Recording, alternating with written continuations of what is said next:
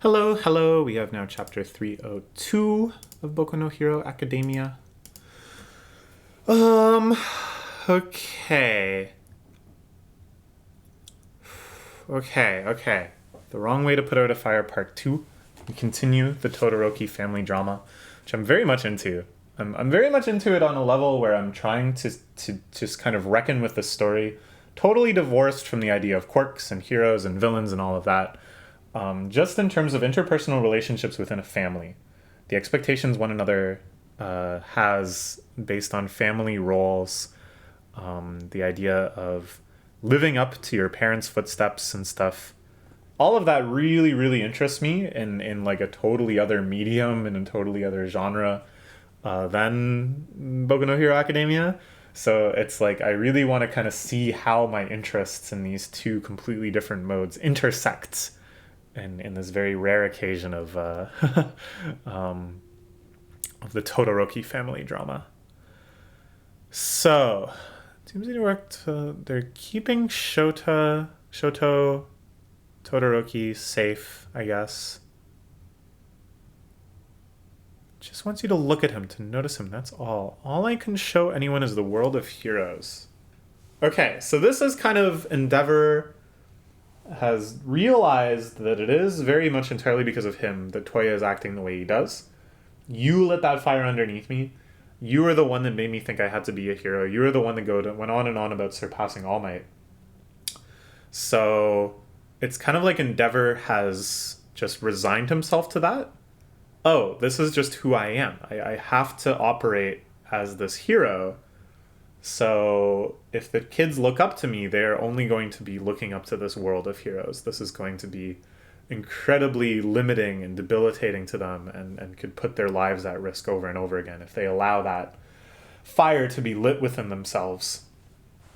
So again, it's sort of retroactive rehabilitation, but I think it's Endeavor again kind of taking like an easy way out, that he's just sort of condemning himself without actually trying to make good for anything. So it's certainly not very sympathetic, which is good, but it does add like a little bit of depth, a little bit of like character motivation and stuff. So I'm okay with this. As I was saying last chapter, like I'm the storytelling pattern of like you rehabilitate a character in the present and then you do a flashback of that character and you realize, oh, I kind of misunderstood their motivations from the start.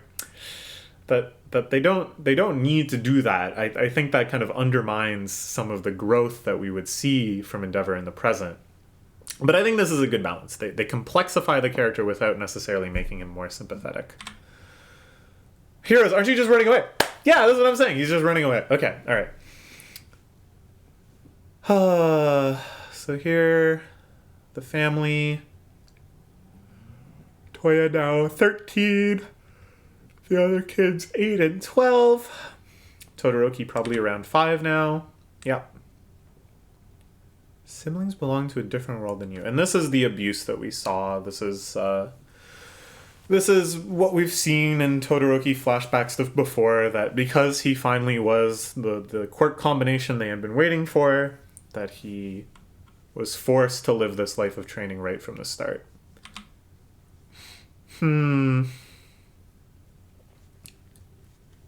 Won't even pay attention to us because we're failed creations. Is this what modern heroes are all about? Making all these kids they don't even need? The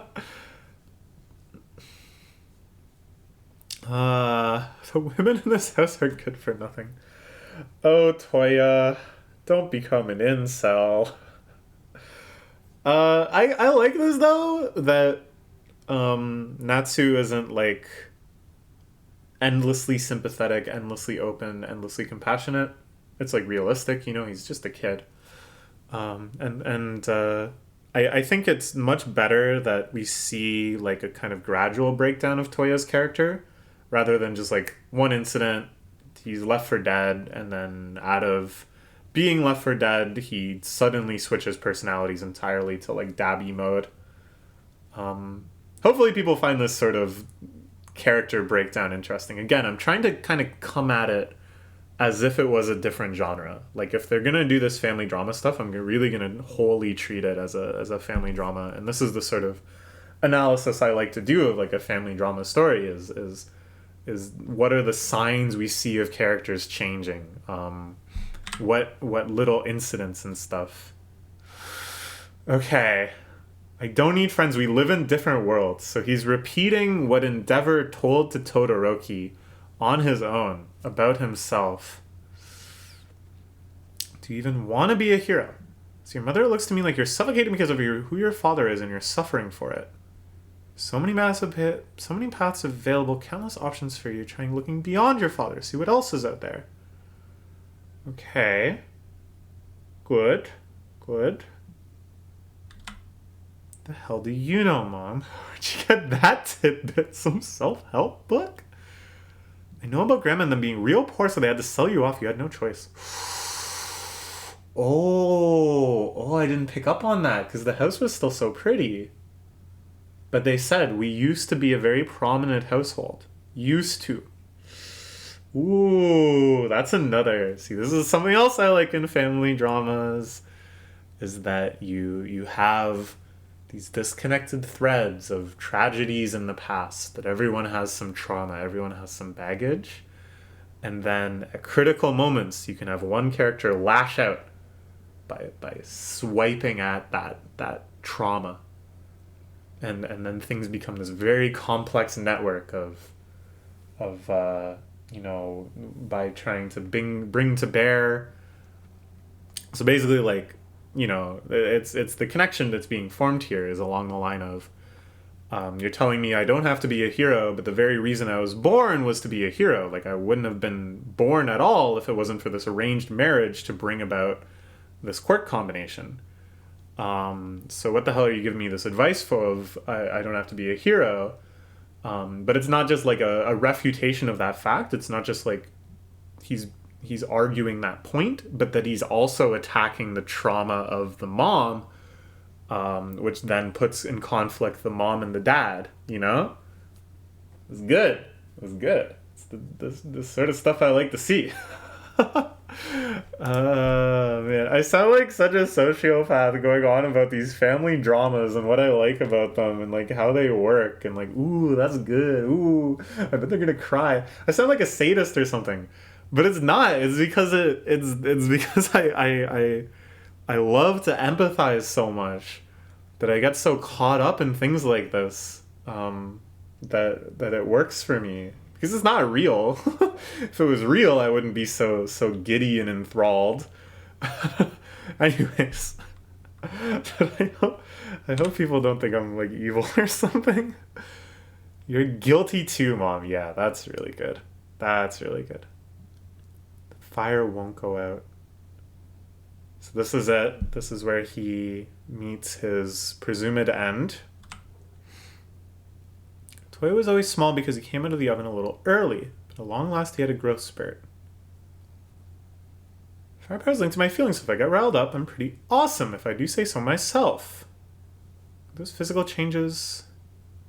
Dang, when I get worked up, I don't know why, but I start crying. Fire changed from red to blue. That's right. Dabby had blue fire. Okay. And here we can see that he is capable of making a lot of fire without burning himself. So that's been matured as well, it seems like. Oh, no, never mind. Jeez. This is a traumatic scene. Again, we can draw all sorts of analogies to a family drama without superpowers. Kanduna is really cool. You gotta come see. Maybe as awesome as Shoto sooner or later. Maybe even be better than All Might. Then you gotta give me some respect, Dad. You'll be glad you created me. I just know it. And this is where Endeavor then attacks the mom. We knew about this. Todoroki, only at 5. Jesus Christ, trying to protect his mom. It's interesting to me here that they draw Endeavor totally in shadow. Again, this is sort of like a distancing technique to make it more palpable that this character is going to eventually, I'm pretty sure, be redeemed in the present, that we're going to sympathize with him again in the present, so that in these most crucial, heinous moments, that they still have to depict because it is part of the plot, but that I almost feel like they wish they didn't have to. They totally shadow him. His only presence on this page, where he does one of the more horrific things, the attacking of his mom, is mostly through Todoroki's perspective. It shifts away from seeing the interior of Endeavor's mind or anything to Rei and to Todoroki. I keep calling him Todoroki. You know who I mean. Shoto. Oh, they're all Todorokis, but it's Shoto, yeah.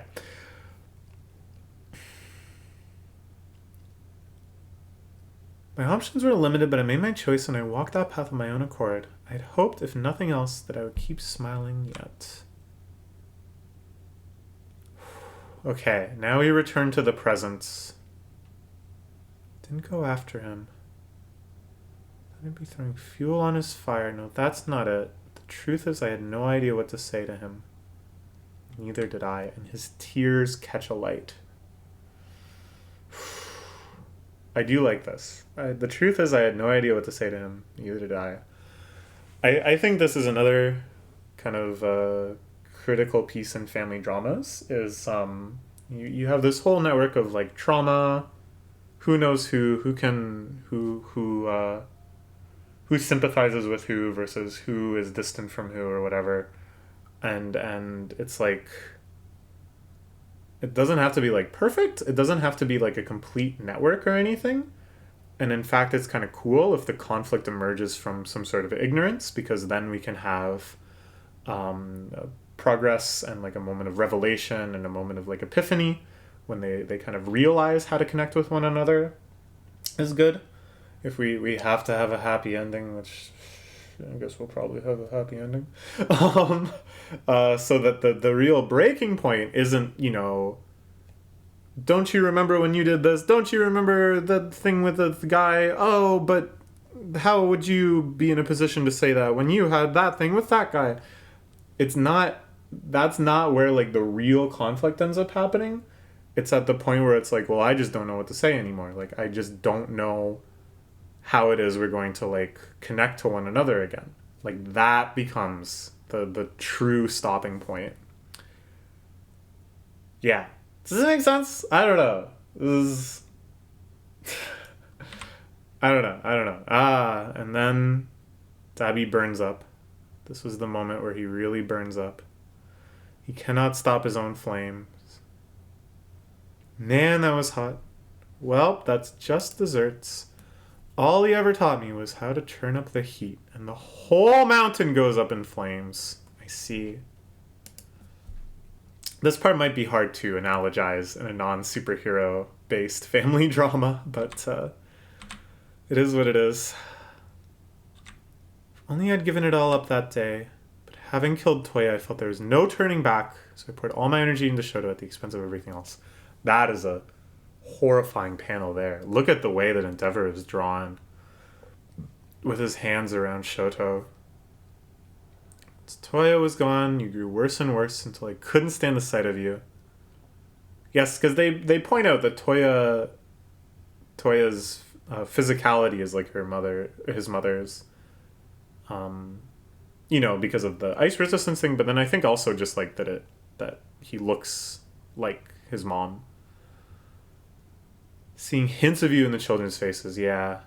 Our family was broken, but I was too scared to interfere. All I could do was try to fix things up, just to keep up appearances. It's you who started all of this. You're the root cause, but... Yeah. Okay, I like this. I like that they all acknowledge that they're responsible. You are the most responsible, but we're all responsible too. That's good. That's nuanced. You'll have to take responsibility for what comes next. Your heart might be broken, but we're here to get you back on your feet. You have no choice but to fight Dabi. Of our children, the one who suffered much more than us. Despite every right to resent me, he started calling me mom again. He's been making friends at UA, and now he's the one saving us. Shoto is our family's hero. Okay.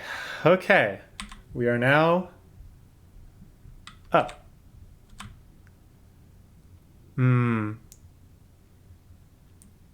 I was wrong. Once you're done grieving, stand back up. Because we all have to go stop Toya. Ah, and Hawks is here too. To kind of fill in that gap, I think. What happened to Toya before he became Dabi? Okay. Alright, now we're caught up. Good. We'll get caught up on Dr. Stone next. Wow, yeah. They're really doing it. Just straight up family drama. Pretty intense stuff, too. Well written. And to the extent that I think it could work with some modifications as a story about normal people and not about people with superpowers, which is impressive. And I think just the emotional weight that this has built up that's going to get carried forward is really powerful. And I like that, Endeavor isn't really fully redeemed right now. It's not like we're super sympathetic to him yet. It's still like he's got a lot of burdens that he's going to have to make good on, and he still is struggling to reconnect with his family. But that, like, putting that aside, we have to go stop our psychopath son. Okay, let's look forward to the next chapter, which will be next weekend. Probably by the time this video is published, it'll be like tomorrow. So see you then. Bye bye.